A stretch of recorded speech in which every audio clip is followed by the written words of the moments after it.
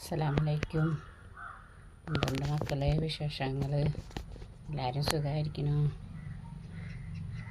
റംസാനിന്ന് 18 ആയല്ലേ.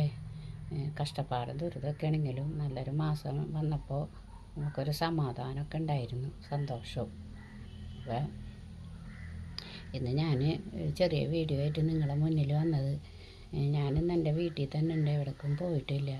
പിന്നെ എനിക്കിന്ന് കുറച്ച് സാധനങ്ങളൊക്കെ റംസാനായിട്ട് നോമ്പറക്കാൻ ഒരു കൂട്ടർ വാങ്ങിച്ച് തന്ന 2 ഫർദ ഷാള്, ഇതൊക്കെ പെരുന്നാളായിട്ട് ഇടാൻ പറഞ്ഞിട്ട് മേടിച്ച് തന്നിട്ടുണ്ട്. അതിൻ്റെ ഒരു സന്തോഷം, അത് കിട്ടിയതിൻ്റെ ഒരു സന്തോഷം നിങ്ങളോട് പങ്കുവെക്കാമെന്ന് വിചാരിച്ച്. പിന്നെ കമൻറ്റിൽ കൂടെ എന്നോട് ഒരു കൂട്ടർ ചോദിച്ചിട്ടുണ്ടായിരുന്നു, ഇത്താൻ്റെ വീട് എവിടെയിരുന്ന്. എൻ്റെ വീട് കൊടുങ്ങല്ലൂർ വടക്കേ വശമാണ്.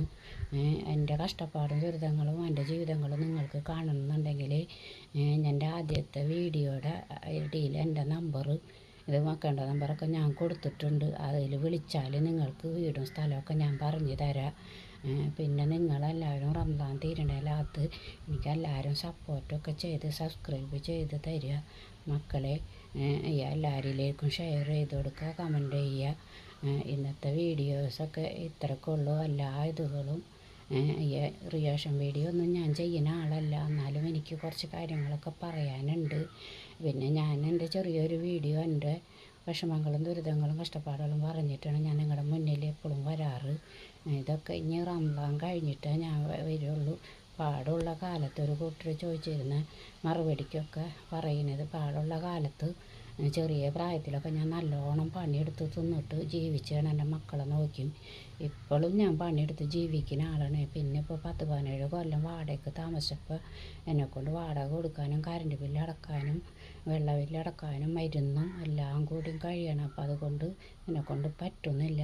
അതുകൊണ്ടാണ് ഞാൻ ഈ വീഡിയോയുടെ മുന്നിൽ എൻ്റെ കഷ്ടതകൾ ഞാൻ വന്ന് പറയണത്. അല്ലാണ്ട് ചെറുപ്രായത്തിൽ നമ്മൾ ആ പ്രായത്തിൽ വീഡിയോയുടെ മുന്നിലൊന്നും വന്ന് പറയാൻ അന്ന് യൂട്യൂബിൽ ആരോടും പറയാനും ഇല്ല. അപ്പോൾ നമ്മൾ നല്ലോണം പണിയെടുത്തൊക്കെ നമ്മളെ മക്കളൊക്കെ നോക്കി കഷ്ടപ്പെട്ട് ഇപ്പോൾ നമുക്ക് വയ്യാണ്ടായി. അതുകൊണ്ടാണ്. പിന്നെ അപ്പം നമുക്ക് എവിടേക്കും പോകാനില്ലേ, കൊല്ലം താമസിച്ചില്ലേ. അപ്പം നിങ്ങളെല്ലാവരും എന്നെ സപ്പോർട്ട് ചെയ്യുക. ഇനി കിച്ചണിലെ പരിപാടികളും ഒക്കെ ആയിട്ട് ഞാൻ റംസാനൊക്കെ കഴിഞ്ഞിട്ട് നല്ല വലിയൊരു വീഡിയോ ഒക്കെ ആയിട്ട് വരുള്ളൂ. അപ്പം നിങ്ങളെല്ലാവരും എന്നെ സപ്പോർട്ട് ചെയ്യുക.